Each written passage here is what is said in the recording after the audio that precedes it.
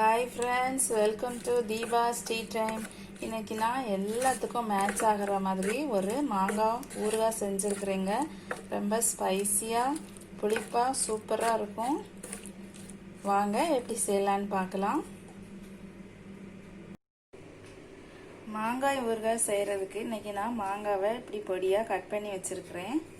கொஞ்சம் புளிப்பா இருந்தால் தான் நல்லா இருக்கும் ஊறுகாய் செய்யறதுக்கு. அதனால புளிப்பான மாங்காவை பார்த்து வாங்கிக்கோங்க. 3 பல் பூண்டு எடுத்து கட் பண்ணி வச்சிருக்கிறேன்.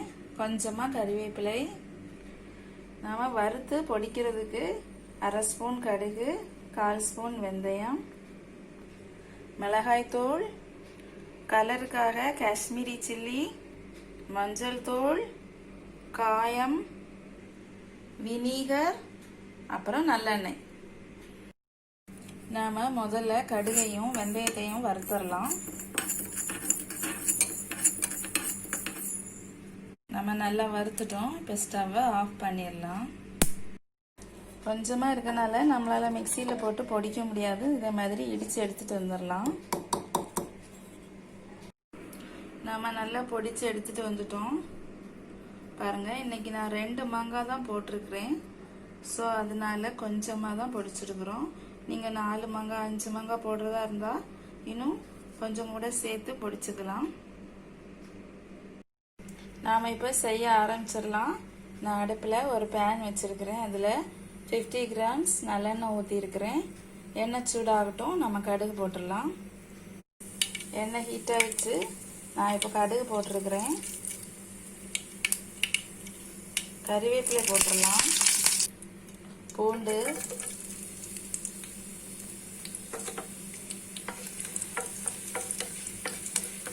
மாங்காய் கூட பூண்டை போட்டோம்னா பூண்டு குக் ஆகிறதுக்கு கொஞ்சம் டைம் ஆகும். அதனால தான் இப்போ நம்ம ஃபஸ்ட்டே போட்டிருக்கிறோம். இப்போ ஸ்டவ்வை ரொம்ப சிம்மில் வச்சுருங்க.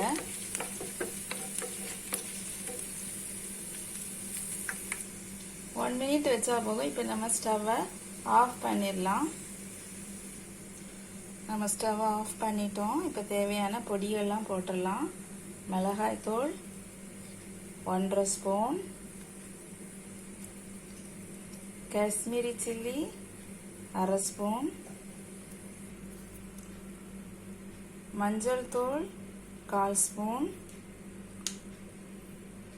நம்ம ஆல்ரெடி பொடிச்சு வச்சிருந்த கடுகு, வெந்தயம், உப்பு போட்டுடலாம். நான் இன்னைக்கு 1/2 ஸ்பூன் உப்பு போட்டிருக்கிறேன். ஃபஸ்ட்டு கொஞ்சம் அதிகமாக தான் தெரியும். அதுக்கப்புறம் மாங்காயில் உள்ள புளிப்பு இறங்க உப்பு கரெக்டாக இருக்கும். நம்ம இன்னும் ஸ்டவ்வை ஆன் பண்ணலை. நல்லா மிக்ஸ் பண்ணிட்டோம். காயம் உங்கள்கிட்ட பொடியாக இருந்ததுன்னா பொடியாக கூட போட்டுக்கலாம்.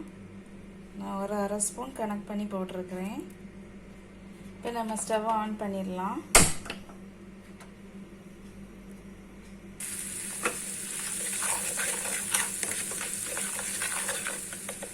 அவ்வளோதான், 1 நிமிஷத்துலேயே நல்லா சூடாயிடுச்சு. நம்ம மாங்காவை போட்டுடலாம்.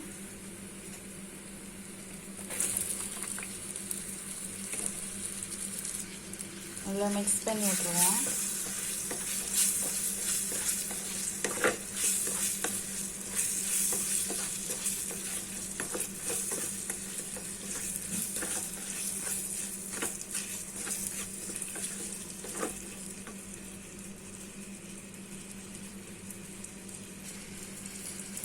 இன்னும் கொஞ்சம் கூட மிளகாய் தூள் சேர்த்துக்கலாம்.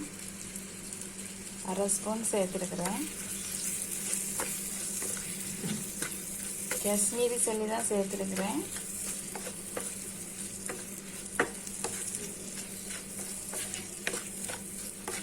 அவ்வளோதாங்க, ரெடி ஆயிடுச்சு. ரொம்ப நேரம் போட்டோம்னா மாங்காய் ரொம்ப குக் ஆகிடும். ஸோ ஸ்டவ்வை ஆஃப் பண்ணிடலாம்.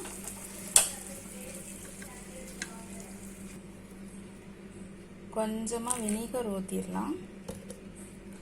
வினிகர் ஊற்றினா கெட்டு போகாமல் இருக்கும். அதுக்கு தான் கொஞ்சமாக செய்கிறதா இருந்ததுன்னா வினிகர் ஊற்றணும்னு அவசியம் இல்லை. நிறைய செய்கிறதா இருந்தால் நிறைய நாள் இருக்கும். ஸோ அதுக்காக நம்ம வினிகர் ஊற்றிக்கலாம். இன்றைக்கி நான் உங்கள்கிட்ட ஊற்றி காமிச்சிருக்கிறேன். அவ்வளோதாங்க, ரெடி ஆயிடுச்சு. உப்பு காரம் எல்லாம் சரி பார்த்துக்கோங்க. நம்ம நல்லா ஆற விட்டுட்டு அதுக்கப்புறமா எடுத்து வச்சிடணும். ரொம்ப நாளானாலும் கெட்டே போகாது, ரொம்ப சூப்பராக இருக்கும். நான் இன்னைக்கு 50 கிராம்ஸ் போல தான் எண்ணெய் சேர்த்துருக்கிறேன். நீங்கள் நிறைய மாங்காய் செய்கிறதா இருந்ததுன்னா 100 கிராம்ஸ் எண்ணெய் சேர்த்துக்கிட்டா ரொம்ப நல்லது, கெட்டு போகாமல் இருக்கும். உங்களுக்கு இதில் ஏதாவது டவுட் இருந்துச்சுன்னா கீழே கமெண்ட்ஸில் கேளுங்க, நான் கண்டிப்பாக பதில் சொல்கிறேன். உங்கள் ஃப்ரெண்ட்ஸ் ரிலேட்டிவ்ஸ் எல்லாருக்கும் ஷேர் பண்ணுங்கள். என்னோட வீடியோவை ஃபஸ்ட் டைம் பார்க்குறதா இருந்தால் சப்ஸ்கிரைப் பண்ணுங்கள். நான் இன்னைக்கு கொஞ்சமாக செய்திருக்கிறதுனால இந்த மாதிரி பவுலில் போட்டு வச்சுருக்கிறேன். நீங்கள் நிறைய செய்கிறதா இருந்தால் ஏர்டைட் கண்டெய்னரில் போட்டு வச்சுக்கோங்க. அதுவும் கிளாஸாக இருக்கணும். கண்ணாடி பாட்டிலில் போட்டு வச்சாதான் நல்லது. அது மாதிரி செஞ்சு வச்சுக்கிட்டிங்கன்னா 1 மந்த் வரைக்கும் கெட்டு போகாது. அதனால தான் நம்ம வினிகர் சேர்த்துருக்குறோம். எனக்கு இது 4 டேஸில் காலி ஆகிடும். ஸோ அதனால தான் நான் பவுலில் வச்சுருக்கிறேன். இந்த வீடியோ உங்களுக்கு பிடிச்சிருந்ததுன்னா ஷேர் பண்ணுங்கள், சப்ஸ்கிரைப் பண்ணுங்கள், லைக் பண்ணுங்கள். தேங்க்யூ.